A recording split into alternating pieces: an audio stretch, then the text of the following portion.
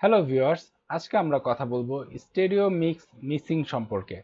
আমরা অনেক সময় কম্পিউটারের যে সাউন্ড রয়েছে সেটি যদি আমরা রেকর্ড করতে চাই, ইন্টারনাল সাউন্ড, সেক্ষেত্রে কিন্তু আমাদের স্টেরিও মিক্স অপশনটি প্রয়োজন হয়।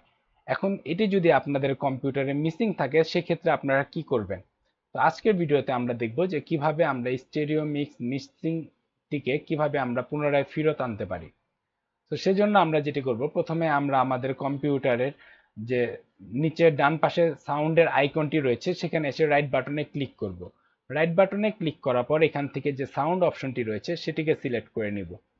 এটিকে সিলেক্ট করার পর দেখুন এখানে আমরা দেখতে পাচ্ছি যে আমাদের এখানে কিন্তু স্টেরিও মিক্সের অপশনটি নেই, এবং আমরা রাইট বাটনে ক্লিক করে দেখে নিব প্রথমে যে আমাদের এই যে শো ডিসেবল ডিভাইস এবং শো ডিসকানেক্টেড ডিভাইস, এই দুটো যদি টিকমার্ক দেওয়া না থাকে সেক্ষেত্রে আপনারা অবশ্যই টিকমার্ক দিয়ে নেবেন।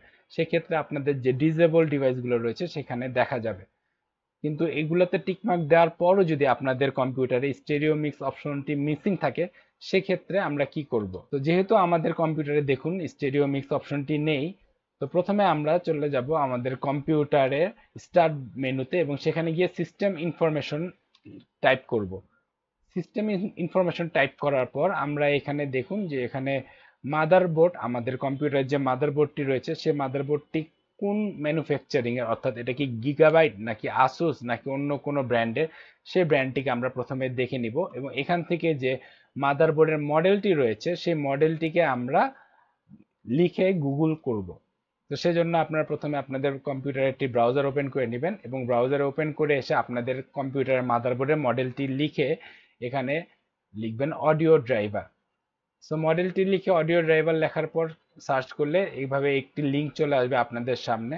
তো আমার যেহেতু গিগাবাইটের মাদারবোর্ড, সো গিগাবাইটের লিঙ্কটিতে আমি ক্লিক করব। সো ক্লিক করার পর দেখুন যে পেজটি ওপেন হয়েছে, এখানে কিন্তু আমরা দেখতে পাচ্ছি যে রিয়েলটেক এইচডি অডিও ড্রাইভারের দুটি অপশন আমাদেরকে দেখাচ্ছে এবং এই দুটি অপশনের মধ্যে দেখুন প্রথমটি কিন্তু একদম লেটেস্ট ভার্সন, অর্থাৎ গত বছর অক্টোবরের রিলিজ ডেট। সো আমরা সবচেয়ে লেটেস্ট যে ভার্সনটি রয়েছে সেটিকে ডাউনলোড করে নিচ্ছি। তো কন্ট্রোল জে এর মাধ্যমে দেখুন যে আমাদের সেই ড্রাইভারটি ডাউনলোড হচ্ছে। তো আমরা কিছুক্ষণ অপেক্ষা করব।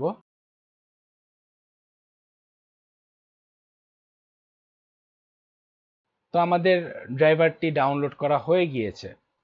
সো এখন আমরা ড্রাইভারটি যেখানে ডাউনলোড হয়েছে সেই লোকেশনটিতে যে এই জিপ ফাইলটিকে প্রথমে আনজিপ করে নিব। সো আশা করি আপনারা সবাই আনজিপ করতে পারেন। তো আনজিপ করার পর আমরা এই ড্রাইভারটিকে ইনস্টল করে নিব আমাদের পিসিতে। তো ইনস্টল হচ্ছে।